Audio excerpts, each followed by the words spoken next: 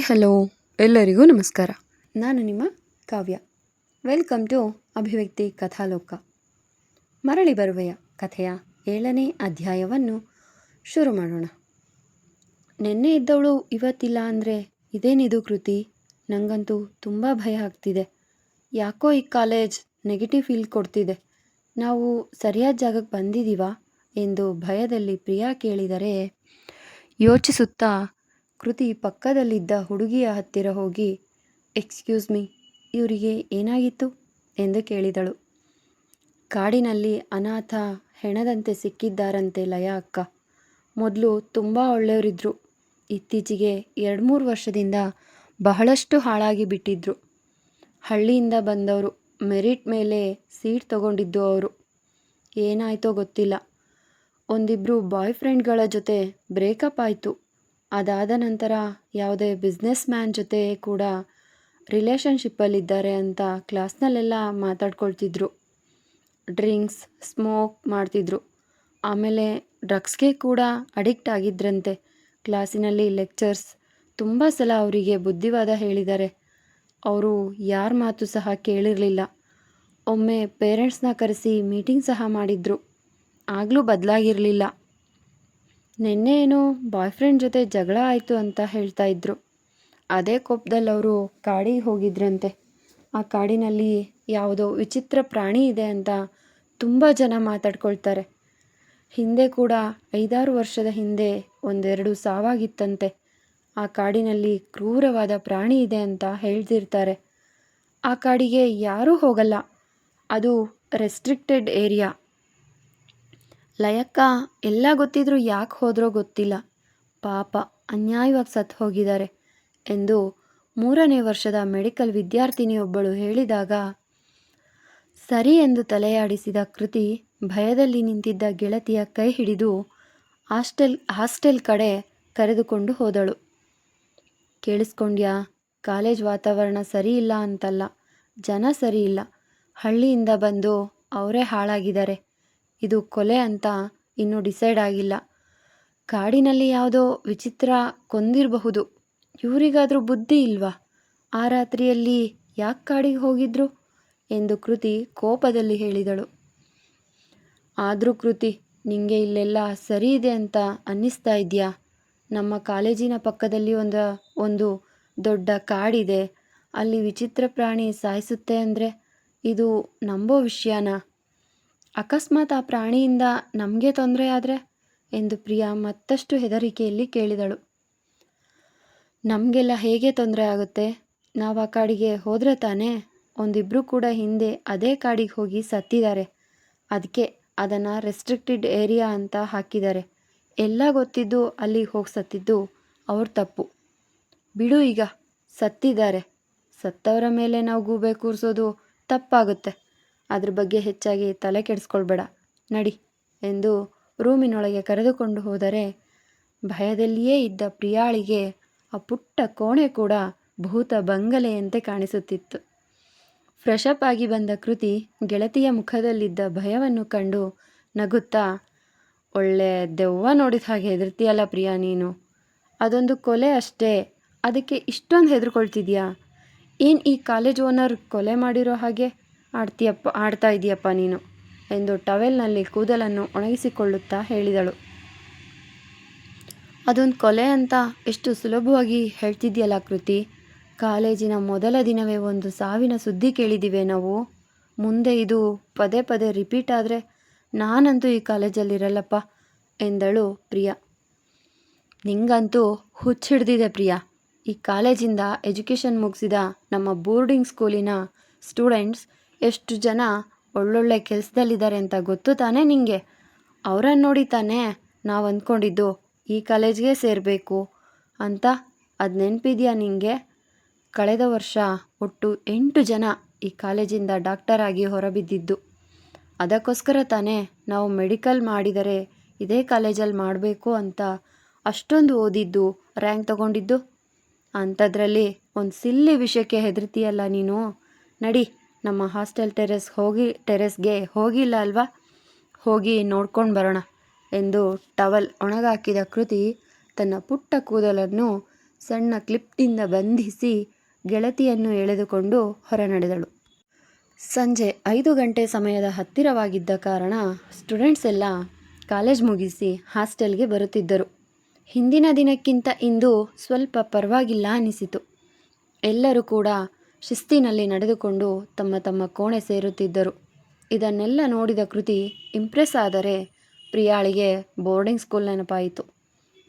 ಸಂಜೆಯ ಸಮಯ coffee, tea, ಸ್ನ್ಯಾಕ್ಸ್ಗಳು, bread, sandwich ಎಲ್ಲವನ್ನೂ ಕೊಡುತ್ತಿದ್ದರು. ಸಾಲಲ್ಲಿ ನಿಂತು ತಮ್ಮ ಪಾಲಿನದ್ದನ್ನು ಪಡೆದ ಕೃತಿ ಹಾಗೂ ಪ್ರಿಯಾ ಹಾಸ್ಟೆಲ್ ಹೊರಗಿದ್ದ ಪಾರ್ಕ್ನಲ್ಲಿ ಕುಳಿತು ತಿಂದು ಮುಗಿಸಿದರು.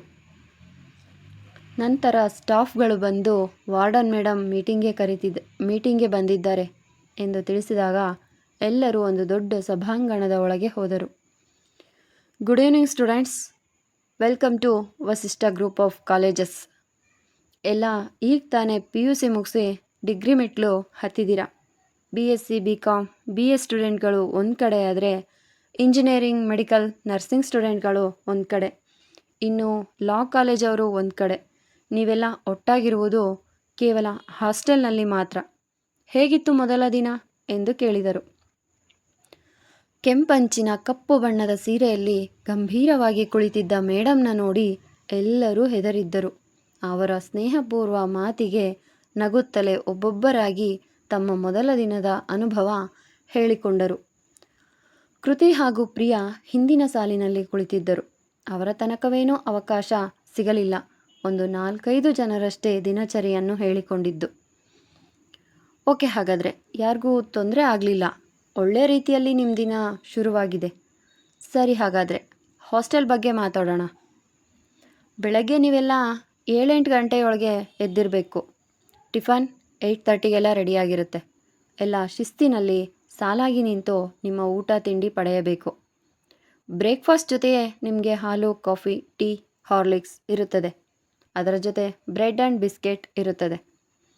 ಆ್ಯಂಡ್ ಬ್ರೇಕ್ಫಾಸ್ಟ್ಗೆ ಸೋಮವಾರದಿಂದ ಭಾನುವಾರದ ತನಕ ಸಾಲಾಗಿ ಇಡ್ಲಿ, ಪುಳಿಯೋಗರೆ, ವೆಜಿಟೇಬಲ್ ಪಲಾವ್, ಚಿತ್ರಾನ್ನ, ಚಪಾತಿ ಪಲ್ಯ, ಪೂರಿ, ಉಪ್ಪಿಟ್ಟು, ಮಸಾಲೆ ದೋಸೆ, ರೋಟಿ, ಪನ್ನೀರ್ ಗ್ರೇವಿ ಈ ರೀತಿ ಇರುತ್ತೆ. ಮಧ್ಯೆ ಏನಾದರೂ ಚೇಂಜಸ್ ಕೂಡ ಇರುತ್ತದೆ. ಇನ್ನು ಹಾಸ್ಟೆಲಲ್ಲಿ ನೀವಿದ್ದರೆ 11:30ಗೆ ಹಸಿ ತರಕಾರಿ ಜ್ಯೂಸ್ಗಳು, ಅಂದರೆ ನೀವೆಲ್ಲ beetroot juice, carrot juice, tomato juice ಇವೆಲ್ಲ ಇರುತ್ತದೆ. ವಾರದಲ್ಲಿ 3 ದಿನ ಮಾತ್ರ. ಅದಾದ ನಂತರ ಲಂಚ್ಗೆ ಅನ್ನ, ಸಾಂಬಾರು, ಪಲ್ಯ, ಪ್ರತಿದಿನ ಚಪಾತಿ ಇರುತ್ತದೆ. ಮುದ್ದೆ ಕೂಡ ಇರುತ್ತದೆ. ಸೊಪ್ಪಿನ ಪಲ್ಯ ಯಾವಾಗಲೂ ಇರುತ್ತೆ. ರಸಮ್, ರೈಸ್ ಹಾಗೂ ಮೊಸರನ್ನ, ಹಪ್ಪಳ ಇರುತ್ತದೆ. ಈವ್ನಿಂಗ್ ಟೀ, ಕಾಫಿ, ಹಾಲು, ಬ್ರೆಡ್, ಸ್ಯಾಂಡ್ವಿಚ್ ಆ್ಯಂಡ್ ಅದು ಇದು ಕುರುಕುಲು ತಿಂಡಿ ಇರುತ್ತೆ. ಅದು ಕೂಡ ಹೆಲ್ತಿ ಫುಡ್ ಅಷ್ಟೇ. ಚಕ್ಕುಲಿ, ನಿಪ್ಪಟ್ಟು, ಮಸಾಲೆ ಹಪ್ಪಳ ಈ ರೀತಿ ಇರುತ್ತದೆ.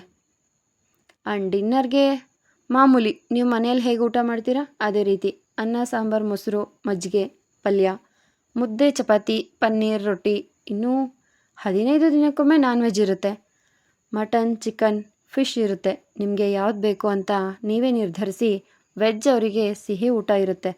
ಹೋಳಿಗೆ, ಕಜ್ಜಾಯ, ಮೈಸೂರು ಪಾಕ್ ಈ ರೀತಿ ವಾರಕ್ಕೊಮ್ಮೆ ಆದರೂ ಸ್ಪೆಷಲ್ ಸ್ವೀಟ್ ಮಾಡಿಸ್ತೇವೆ ನಾವು. ಇದಿಷ್ಟು ನಿಮ್ಮ ಊಟ ತಿಂಡಿಯ ವಿಚಾರ. ಇನ್ನು ರೂಲ್ಸ್ ಆ್ಯಂಡ್ ರೆಗ್ಯುಲೇಷನ್ಗೆ ಬಂದರೆ, ನಾನು ಆಗಲೇ ಹೇಳಿದ್ದೀನಿ, ಮಾರ್ನಿಂಗ್ 7-8 ಗಂಟೆಗೆಲ್ಲ ಎದ್ದಿರಬೇಕು ಅಂತ. ನಿಮ್ಮ ಬೋರ್ಡಿಂಗ್ ಸ್ಕೂಲ್ ಅಥವಾ ನಾರ್ಮಲ್ ಸ್ಕೂಲ್ ಥರ ಕಂಪಲ್ಸರಿ ಎಕ್ಸಸೈಸ್ ಮಾಡಬೇಕು ಅಂತ ಇಲ್ಲ. ಬಟ್ ಯೋಗ ಮಾಡೋರಿಗೆ ಯೋಗ ಹಾಲ್ ಇದೆ, ಜಿಮ್ ಮಾಡೋರಿಗೆ ಜಿಮ್ ಇದೆ. ನೀವೆಲ್ಲ ವಾಕಿಂಗ್, ಜಾಗಿಂಗ್ ಮಾಡಬೇಕು ಅಂದರೆ ನಿಮ್ಮ ಹಾಸ್ಟೆಲ್ ಮುಂದೆ ಪಾರ್ಕ್ ಇದೆಯಲ್ಲ, ಅಷ್ಟರಲ್ಲೇ ಮಾಡಬೇಕು. ಆ ದೊಡ್ಡ ಗೇಟ್ ಬಿಟ್ಟು ನೀವು ಹೋಗೋ ಹಾಗಿಲ್ಲ. ಅದಾದ ನಂತರ ನೀವೆಲ್ಲ ಕಾಲೇಜ್ ಹೋಗ್ತೀರಾ. ಇನ್ನು ನೀವೆಲ್ಲ 6 ಗಂಟೆ ಒಳಗಡೆ ಹಾಸ್ಟೆಲಲ್ಲಿರಬೇಕು. ಕಾಲೇಜಿನ ಟೈಮಿಂಗ್ಸ್ ನಮಗೆ ಗೊತ್ತಿರುತ್ತೆ. ಏನಾದರೂ ಸ್ಪೆಷಲಾಗಿ ಲ್ಯಾಬ್ ಟೈಮಿಂಗ್ಸ್ ಚೇಂಜ್ ಆದರೆ ನಿಮ್ಮ HOD ಕೈಯಲ್ಲಿ ಲೆಟರ್ ಬರೆಸಿಕೊಂಡಿರಬೇಕು. ಮೊಬೈಲ್ ಯೂಸ್ ಮಾಡಬಹುದು, ಆದರೆ ರಾತ್ರಿ 10 ಗಂಟೆ ಮೇಲೆ ಯಾವುದೇ ರೂಮ್ನಿಂದ ಮೊಬೈಲ್ ಸೌಂಡ್ ಆಚೆ ಬರಬಾರ್ದು. ನಿಮಗೆ ಪಾರ್ಟಿ, ಪಬ್ ಅಂತ ಆಸೆ ಇದ್ದರೆ ಕ್ಯಾಂಪಸ್ ಒಳಗಡೆನೇ 4-5 ಒಳ್ಳೆ ರೆಸ್ಟೋರೆಂಟ್ಗಳಿವೆ. ನೀವಲ್ಲಿಗೆ ಹೋಗಬಹುದು. ತುಂಬ ಕಾಸ್ಟ್ಲಿ ಇರುತ್ತೆ. ನೀವು ನನ್ನ ಹತ್ರ ಅದಕ್ಕೆ ಪರ್ಮಿಷನ್ ಪಡೆದಿರಬೇಕು. ಏನಾದರೂ ಡ್ರೆಸ್ ಶಾಪಿಂಗ್ ಮಾಡಬೇಕು ಅಂದರೆ ಶಾಪಿಂಗ್ ಮಾಲ್ ಕೂಡ ಕ್ಯಾಂಪಸ್ ಒಳಗಡೆನೇ ಇದೆ. ಮೂವಿ ಸಿನಿಮಾ ನೋಡಬೇಕು ಅಂದರೆ ಮಾಲ್ ಒಳಗಡೆನೇ ಥಿಯೇಟರ್ ಇದೆ, ನೀವು ಆರಾಮಾಗಿ ಹೋಗಬಹುದು. ಹಾಗೆ ಹಾಸ್ಟೆಲಿಂದ ಯಾರೂ ಕೂಡ ವಿತೌಟ್ ಮೈ ಪೇಪರ್ ಪರ್ಮಿಷನ್ 6 ಗಂಟೆ ಮೇಲೆ ಹೋಗೋ ಹಾಗಿಲ್ಲ. ಏನಾದರೂ ಎಮರ್ಜೆನ್ಸಿ ಇದ್ದರೆ ಇನ್ಫಾರ್ಮ್ ಮಾಡಿರಬೇಕು. ಇದಿಷ್ಟೇ ರೂಲ್ಸ್ ಆ್ಯಂಡ್ ರೆಗ್ಯುಲೇಷನ್ಸ್. ನಿಮಗೇನಾದರೂ ಡೌಟ್ಸ್ ಇದ್ದರೆ ಕೇಳಬಹುದು, ಇಲ್ಲಾಂದರೆ ಮೀಟಿಂಗ್ ಎಂಡ್ ಮಾಡೋಣ ಎಂದು ವಾರ್ಡನ್ ಮೇಡಮ್ ಹೇಳಿದರು. ಯಾರೂ ಕೈ ಎತ್ತಲಿಲ್ಲ. ಆದರೆ ಕೊನೆಯ ಸಾಲಿನಲ್ಲಿ ಕೈಯೊಂದು ಮೇಲೆತ್ತಿದಾಗ ಆಶ್ಚರ್ಯದಲ್ಲಿ ಹುಬ್ಬೇರಿಸಿದವರು ಏನೆಂದು ಕೇಳಿದರು. ಇಷ್ಟೆಲ್ಲ ರೂಲ್ಸ್ ಆ್ಯಂಡ್ ರೆಗ್ಯುಲೇಷನ್ ಬಗ್ಗೆ ಹೇಳಿದ್ರಲ್ಲ, ಬಟ್ ನಿನ್ನೆ ನಿಮ್ಮ ಸ್ಟಾಫ್ ಕಡೆಯಿಂದ ತಪ್ಪಾಗಿದೆ, ಅದು ನಿಮ್ಮ ಹತ್ತಿರಕ್ಕೆ ಬಂದಿದೆಯಾ ಮ್ಯಾಮ್ ಎಂದು ಗಂಭೀರವಾಗಿ ಕೇಳಿದಳು. ವಾಟ್? ನಮ್ಮ ಸ್ಟಾಫ್ ಕಡೆಯಿಂದ ತಪ್ಪಾ? ಸಾಧ್ಯನೇ ಇಲ್ಲ. ಏನದು ಎಂದು ಕೇಳಿದರು. ನಾನೇ ನನ್ನ ಕಣ್ಣಾರೆ ನೋಡಿದ್ದೇನೆ. ನಿನ್ನೆ ಸಂಜೆ ಸುಮಾರು 6:30 ಸಮಯದಲ್ಲಿ ಲಯಾ ಅವರು ಎಂಟ್ರೆನ್ಸ್ ಸ್ಟಾಫ್ ಹತ್ತಿರ ಎಂಟ್ರಿ ಮಾಡಿಸಿಯೇ ಹೋಗಿರೋದು. ಇವತ್ತು ಕಾಲೇಜಲ್ಲಿ ಅವ್ರ ಕೊಲೆ ಆಗಿದೆ ಅಂತ ಶ್ರದ್ಧಾಂಜಲಿ ಫೋಟೋ ಹಾಕಿದ್ರು. ಇದಕ್ಕೆ ನೀವೇನು ಹೇಳ್ತೀರಾ ಮೇಡಮ್? ಹುಡುಗಿಯರಿಗೆ ಸೇಫ್ಟಿ ಇಲ್ವಾ ಇಲ್ಲಿ ಎಂದು ಗಂಭೀರವಾಗಿ ಕೇಳಿದಳು ಕೃತಿ. ಬಿಳುಪು ಬಣ್ಣದ ಮುದ್ದಾದ ಹುಡುಗಿ, ಕಿವಿಯ ತನಕ ಇರುವ ಚಿಕ್ಕ ಕೂದಲು, ಸ್ಟೈಲಿಶ್ ಆಗಿದ್ದರೂ ಕೂಡ ಎಲ್ಲೂ ಕೂಡ ಬೇರೆ ಹುಡುಗಿಯರಂತೆ ಮಾಡ್ರನ್ ರೀತಿ ಕಾಣಿಸಲಿಲ್ಲ. ಕಣ್ಣಿನಲ್ಲಿರುವ ತೀಕ್ಷ್ಣ ನೋಟ, ಅವಳ ಮಾತಿನಲ್ಲಿರುವ ದೃಢತೆ, ಇದನ್ನೆಲ್ಲ ಗಮನಿಸಿದ ಕಾಂಚನಗಂಗಾ ಅವರಿಗೆ ಆಶ್ಚರ್ಯವಾಯಿತು. Good question ಕೇಳಿದ್ಯಾ. ಹುಡುಗಿಯರಿಗೆ ನಮ್ಮ ಸಂಸ್ಥೆಯಿಂದ ಖಂಡಿತವಾಗಿಯೂ ಸೇಫ್ಟಿ ಇದೆ. ಸೇಫ್ಟಿಗೋಸ್ಕರನೇ ಅಲ್ವಾ ನಾವು ಇಷ್ಟೊಂದು ರೂಲ್ಸ್ ಮಾಡಿರೋದು. ನಿನ್ನೆ ಲಯ ಮುಖ್ಯವಾದ ಕೆಲಸದ ಮೇಲೆ ಹೋಗಬೇಕು ಅಂತ ಪರ್ಮಿಷನ್ ಪಡೆದು ಹೋಗಿದ್ದು. ಅದಕ್ಕೋಸ್ಕರ ಅವಳನ್ನು ನಮ್ಮ ಸ್ಟಾಫ್ ಬಿಟ್ಟಿದ್ದು. ಆದರೆ ಸಾಯ್ತಾಳೆ ಅಂತ ಗೊತ್ತಿರಲಿಲ್ಲ ನಮಗೆ. ಅವಳಿಗೆ ಕಾಡಿನ ಬಗ್ಗೆ ಗೊತ್ತಿದೆ, ಆದರೂ ಅಲ್ಲಿಗೆ ಹೋಗಿ ಅವಳು ಸತ್ತಿದ್ದು. ಇದರಲ್ಲಿ ನಮ್ಮ ಸಂಸ್ಥೆಯದ್ದು ಯಾವುದೇ ತಪ್ಪಿಲ್ಲ. ಹಾಸ್ಟೆಲ್ ರೂಲ್ಸ್ನಲ್ಲಿ ಯಾವುದೇ ತಪ್ಪಿಲ್ಲ. ಕಾಡು ರೆಸ್ಟ್ರಿಕ್ಟೆಡ್ ಏರಿಯಾ ಅಂತ ಗೊತ್ತಿದ್ರೂ ಕೂಡ ಅವಳೇ ಹೋಗಿದ್ದು. ನಿನ್ನ ಅನುಮಾನ ಮುಗಿತು ಅನ್ಕೋತೀನಿ. ಈಗ ಎಲ್ಲ ಒಂದು ನಿಮಿಷ ಮೌನವಾಗಿ ನಮ್ಮ ವಿದ್ಯಾರ್ಥಿನಿ ಲಯ ಆತ್ಮಕ್ಕೆ ಶಾಂತಿ ಕೋರಿ ಎಂದು ಕಣ್ಣು ಮುಚ್ಚಿ ತಲೆ ತಗ್ಗಿಸಿದಾಗ ಎಲ್ಲರೂ ಮೌನವಾಗಿ 1 ನಿಮಿಷ ನಿಂತು ಅವಳ ಆತ್ಮಕ್ಕೆ ಶಾಂತಿ ಕೋರಿದರು. Okay, all the best. ಎಲ್ಲ ಫ್ಯೂಚರ್ನ doctors, engineers, IAS, IPS officers, teachers and IT ಕಂಪನಿಗಳ ಉದ್ಯೋಗಿಗಳೇ ಇಲ್ಲಿರುವುದು. ನಿಮ್ಮ ಫ್ಯೂಚರ್ಗೆ ಒಳ್ಳೆಯದಾಗಲಿ. ಕಾಲೇಜ್ಗೆ ಒಳ್ಳೆಯ ರಿಸಲ್ಟ್ ಕೊಡಿ. ಒಳ್ಳೆ ಅಪರ್ಚುನಿಟಿ ಇದೆ. ನೀವಿಲ್ಲಿಂದ ಎಜುಕೇಷನ್ ಮುಗಿಸಿ ಹೊರಬಿದ್ದರೆ ವಸಿಷ್ಠ ಸಂಸ್ಥೆಗಳಲ್ಲಿ ಕೆಲಸ ಮಾಡಬಹುದು. ಎಚ್ಚರಿಕೆ ಇರಲಿ ಕಾಡಿನ ಬಗ್ಗೆ. ಯಾರೂ ಕೂಡ ಕಾಡಿನ ಹತ್ತಿರ ಹೋಗಬೇಡಿ ಎಂದ ವಾರ್ಡನ್ ಮೀಟಿಂಗ್ ಮುಗಿಸಿ ಹೋದಾಗ ಎಲ್ಲ ವಿದ್ಯಾರ್ಥಿಗಳು ತಮ್ಮ ತಮ್ಮ ಕೋಣೆಗೆ ಹೋಗುವರು. ಅತ್ತ ಕಾಡಿನಲ್ಲಿದ್ದ 100ಕ್ಕೂ ಹೆಚ್ಚು ವಿಚಿತ್ರ ಪ್ರಾಣಿಗಳು ಮರದ ಮೇಲೆ ಕುಳಿತು ಹುಡುಗಿಯರ ಹಾಸ್ಟೆಲ್ ಕಡೆಯೇ ನೋಡುತ್ತಾ ಇದ್ದವು.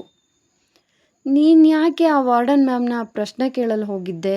ಸುಮ್ಮನೆ ಇಲ್ಲದ ಉಸಾಬರಿ ನಿಂಗೆ ಯಾಕೆ ಎಂದು ಮಲಗಲು ಹಾಸಿಗೆ ಸಿದ್ಧ ಮಾಡಿಕೊಳ್ಳುತ್ತಿದ್ದ ಪ್ರಿಯಾ ಗೆಳತಿಯನ್ನು ಕೇಳಿದಳು. ನಮಗ್ಯಾಕೆ, ನಮಗೆ ಸಂಬಂಧಪಟ್ಟದ್ದಲ್ಲ ಇದು ಅಂತ ಸುಮ್ಮನೆ ಉಳಿದರೆ ನಾಳೆ ದಿನ ನಮ್ಮ ಕುತ್ತಿಗೆಗೆ ಬರುತ್ತೆ. ಅದಕ್ಕೆ ಪ್ರಶ್ನಿಸಿದೆ ಅಷ್ಟೆ ಎಂದು ಹೇಳಿದ ಕೃತಿ ತನ್ನ ಕೋಣೆಯಿಂದ ನೇರವಾಗಿ ಕಾಣಿಸುತ್ತಿದ್ದ ದಟ್ಟವಾದ ಕಾಡನ್ನು ನೋಡುತ್ತಿದ್ದಳು. ಸರಿ, ಮಲಗ್ ಬಾ, ಟೈಮ್ ಆಗ್ತಿದೆ, ಬೆಳಗ್ಗೆ ಬೇಗ ಕಾಲೇಜಿಗೆ ಹೋಗಬೇಕು ಎಂದು ಪ್ರಿಯಾ ಹೇಳಿದಾಗ ಕಿಟಕಿಯನ್ನು ಮುಚ್ಚಿದ ಕೃತಿ ಹಾಸಿಗೆ ಮೇಲೆ ಬಂದು ಮಲಗಿದಳು. ಅಮ್ಮ, ಇವತ್ತೇನಾಯ್ತು ಗೊತ್ತಾ ಎಂದು ಟೇಬಲ್ ಮೇಲಿದ್ದ ತನ್ನ ಹಾಗೂ ತನ್ನಮ್ಮನ ಫೋಟೋವನ್ನು ನೋಡುತ್ತಾ ಮೆಲ್ಲಗೆ ಎಲ್ಲವನ್ನು ಹೇಳುವ ಕೃತಿ ಪ್ರಿಯಾ ಒದ್ದಾಡಲು ಶುರು ಮಾಡಿದಾಗ ಬೆಡ್ಲೈಟ್ ಆಫ್ ಮಾಡಿ ಮಾತು ನಿಲ್ಲಿಸಿದವಳು ತನ್ನಮ್ಮನಿಗೆ ಗುಡ್ ನೈಟ್ ಹೇಳಿ ಕಣ್ಣು ಮುಚ್ಚಿದಳು. ನಿದ್ರೆಗೆ ಜಾರಿದ ಕೃತಿಯ ಕಣ್ಮುಂದೆ ಅಭಿರಾಮ್ ವಸಿಷ್ಠ ತುಟಿಗೆ ಮುತ್ತಿಟ್ಟ ಕ್ಷಣವೇ ನೆನಪಾಗಲು ಬೆಚ್ಚಿ ಎದ್ದು ಕುಳಿತಳು. ಈಡಿಯಟ್, ಇವನಿಂದ ನನ್ನ ಕಾಲೇಜಿನ ಮೊದಲ ದಿನವೇ ಅಸಹ್ಯವಾಗಿತ್ತು. ಕೋಪ ಬಂದರೆ ಮುತ್ತಿಡಲು ಇದೇನು ಸಿನಿಮಾ, ಧಾರಾವಾಹಿನ? ಛೇ, ಎಲ್ಲ ಕಥೆ ಕಾದಂಬರಿಗಳನ್ನು ಓದ್ಬಿಡೋದು, ನಂತರ ಅದನ್ನು ನಿಜ ಜೀವನದಲ್ಲಿ ಎಕ್ಸ್ಪೆರಿಮೆಂಟ್ ಮಾಡೋದು. ಅಸಹ್ಯ. ಒಬ್ಬರಿಗೆ ಮುತ್ತಿಡೋದು ಅಂದರೆ ಟೇಕ್ ಇಟ್ ಫಾರ್ ಗ್ರಾಂಟೆಡ್ ಹಾಗೆ ಅಂತ ಅಂದ್ಕೊಂಡಿದ್ದಾರೆ. ಮುತ್ತು ಅದೊಂದು ಎಂತಹ ಸುಂದರವಾದ ಕಲ್ಪನೆ. ತಾವು ಇಷ್ಟಪಟ್ಟ ವ್ಯಕ್ತಿಯೊಂದಿಗೆ ನಮ್ಮ ಪ್ರೀತಿಯ ಭಾವನೆಯನ್ನು ಹಂಚಿಕೊಳ್ಳುತ್ತಾ ಬೆಸುಗೆಯಾಕುವ ಆ ಮುತ್ತನ್ನು ಇವರೆಲ್ಲ ಕ್ಷಣಿಕ ಸುಖಕ್ಕೋಸ್ಕರ ಹೇಗೆ ಹಾಳು ಮಾಡಿಕೊಳ್ತಾರೆ. ಎಲ್ಲ ಹಿಟ್ಲರ್ ವಿಲ್ಲನ್ನಿಂದನೇ ಆಗಿದ್ದು. ಏನು ಇವನೊಬ್ಬ ದೊಡ್ಡ ಹೀರೋ ಅಂತ ಅಂದ್ಕೊಂಡ್ಬಿಟ್ಟಿದ್ದಾನೆ. ಲುಕ್ಕು, ಹೈಟು, ದುಡ್ಡಿದ್ರೆ ಸಾಕಾ ಮನುಷ್ಯನಿಗೆ? ಮನುಷ್ಯನಿಗಿರಬೇಕಾದ ಗುಣಗಳೇ ಇಲ್ಲ ಎಂದು ಮನದಲ್ಲಿ ಅಭಿರಾಮ್ ವಸಿಷ್ಠನಿಗೆ ಬೈದುಕೊಂಡ ಕೃತಿ ವಾಶ್ರೂಮ್ ಒಳಗೆ ಹೋದವಳು ಸಿಂಕ್ ಮುಂದೆ ನಿಂತು ಮುಖಕ್ಕೆ ನೀರು ಎರಚಿಕೊಂಡು ಕನ್ನಡಿಯಲ್ಲಿ ತನ್ನ ಬಿಂಬವನ್ನು ನೋಡಿಕೊಂಡಳು. ಲೀವ್ ಇಟ್ ಕೃತಿ, it's just A small kiss. ಏನು ಕೋಪದಲ್ಲಿ ಬೇಕು ಅಂತ ಕೊಟ್ಟ, ಅದನ್ನೇ ನೆನಿಬೇಡ ನೀನು. ನಿನ್ನ ಗಮನ ಗುರಿ ಕಡೆ ಇರಲಿ. ನೀನು ಯಾವುದೇ ಪ್ರೀತಿ ಪ್ರೇಮಕ್ಕೆಲ್ಲ ಬೀಳುವವಳಲ್ಲ. ಡಾಕ್ಟರ್ ಆಗಬೇಕೆನ್ನುವ ಕನಸನ್ನು ನನಸು ಮಾಡಿಕೊಳ್ಳುವತ್ತ ನಿನ್ನ ಗುರಿ ಇರಲಿ. ಆದಷ್ಟು ಬೇಗ ನಿನ್ನ ಓದು ಮುಗಿಸಿ ಇಲ್ಲಿಂದ ತೊಲಗಬೇಕು ಎಂದು ದೃಢವಾಗಿ ಹೇಳಿಕೊಂಡವಳು ಬಂದು ಹಾಸಿಗೆಯ ಮೇಲೆ ಮಲಗಿದಾಗ ನಿದ್ರಾದೇವಿ ಅವಳನ್ನಾವರಿಸಿದಳು. ಮರುದಿನ ಅಲಾರಂ ಸದ್ದು ಕೇಳಿಸುತ್ತಿದ್ದ ಹಾಗೆ ಮೇಲೆದ್ದು ಕುಳಿತವಳು ಪ್ರಿಯಾಳನ್ನು ಎಬ್ಬಿಸಿಕೊಂಡು ಪಾರ್ಕ್ನಲ್ಲಿ ಸ್ವಲ್ಪ ಹೊತ್ತು ವಾಕ್ ಮಾಡಿ ಕಾಫಿ ಕುಡಿದ ನಂತರ ರೂಮಿಗೆ ಬಂದಿದ್ದರು. ಮುಂದುವರಿಯುವುದು. ನಿಮ್ಮ ಅನಿಸಿಕೆ ಅಭಿಪ್ರಾಯಗಳನ್ನು ಕಮೆಂಟ್ ಮೂಲಕ ತಿಳಿಸಿ. ಧನ್ಯವಾದಗಳು.